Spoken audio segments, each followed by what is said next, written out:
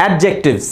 আমরা ছোটবেলা থেকে শিখেছি যে অ্যাডজেক্টিভ হচ্ছে সেই সকল শব্দগুলো যা কোনো ব্যক্তি বা বস্তু, কোনো সাবজেক্টের, কোনো নাউনের বা প্রোনাউনের দোষ, গুণ, অবস্থা, পরিমাণ, পরিমাপ ইত্যাদি বুঝিয়ে থাকে।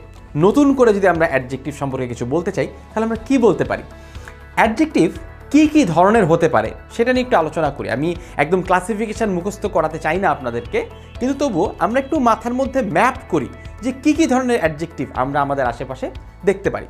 প্রথমত এক ধরনের ডেসক্রিপটিভ অ্যাডজেক্টিভ থাকে, যেগুলো সাধারণত কোনো ব্যক্তি বা বস্তু, কোনো নাউন বা প্রোনাউন সম্পর্কে একটা ডিসক্রিপশন দেয়।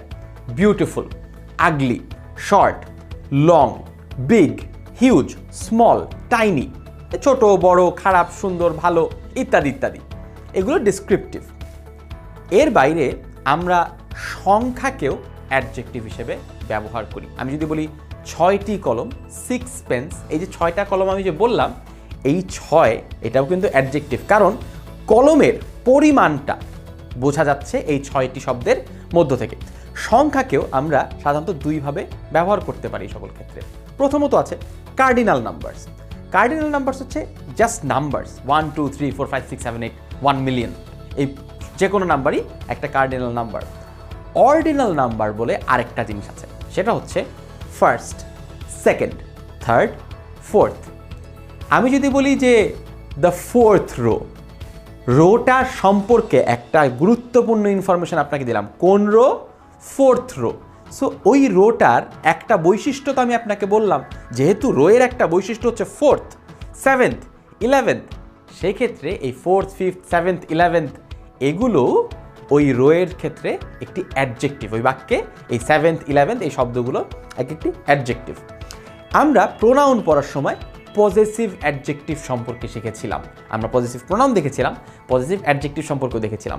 যখন আমি বলি যে দিস ইজ মাই পেন, যখন বলি এটা আমার কলম, এই যে এটা আমার কলম, এইটাও কিন্তু কলমের একটা বৈশিষ্ট্য। এটা কার কলম? আমার কলম। দিস ইজ হিজ বুক, বইটা কার? তার বই। যেহেতু তার বই, এইটা বইয়ের একটা বৈশিষ্ট্য, তাই সেটাও একটা পজেসিভ। অর্থাৎ এই যে মাই, ইয়োর, হিজ, হার, এগুলো পজেসিভ অ্যাডজেক্টিভ। অনেকে প্রোনাউন বলে ভুল করে, এটা প্রোনাউন না। যখন আমি বলি mine, this pen is mine, তখন সেটা পজেসিভ প্রোনাউন। আশা করি এগুলো আমরা প্রোনাউন চ্যাপ্টারে শিখে এসেছি। এরপর আছে ডেমনস্ট্রেটিভস। আমরা যখন বলি দিস, দ্যাট, এগুলো হচ্ছে ডেমনস্ট্রেটিভ। মানে this pen, that pencil, these ducks, those people, অর্থাৎ এই যে এটা, সেটা, এগুলো, সেগুলো, এগুলোও হচ্ছে অ্যাডজেক্টিভস, কারণ আমরা নির্দেশ করছি। ঠিক আছে। এর বাইরে আছে হলো কিছু শব্দ দিয়ে সংখ্যা না দিয়েও আমরা কোয়ান্টিটি বোঝাই, সংখ্যা ব্যবহার ছাড়াই। যেমন ফিউ, ফিউ পিপল, হ্যাঁ, আবার আ লট। তারপরে আবার বলি মেনি, বলি লিটল, হ্যাঁ, I have a little water. এই যে আ লিটল বললাম, এটাতে কিন্তু পানির পরিমাণটা বোঝা গেল। হ্যাঁ, আ লট অফ বললাম, এটা দিয়ে কিন্তু পানির পরিমাণটা বোঝা গেল, বা আমার কাছে যা কিছু আছে তার পরিমাণ বোঝা গেল।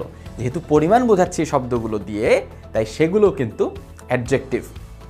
Lastly articles. আমরা যখন আর্টিকেল পড়েছিলাম তখন কিন্তু বলেছিলাম আর্টিকেলগুলোও অ্যাডজেক্টিভ। এ, অ্যান, দি, এগুলো অ্যাডজেক্টিভ। অর্থাৎ আমরা এই ভিডিওতে অ্যাডজেক্টিভের কি ক্লাসিফিকেশন হতে পারে, আমাদের আশেপাশে কী ধরনের অ্যাডজেক্টিভ আছে, সেগুলো একটু শিখে নিলাম। পরবর্তী ভিডিওতে আমরা অ্যাডভার্ব সম্পর্কে জানবো, এবং তারপরে আমরা অ্যাডজেক্টিভ এবং অ্যাডভার্ব নিয়ে কিছু কমন কনফিউশন আছে সেগুলো সলভ করতে পারবো।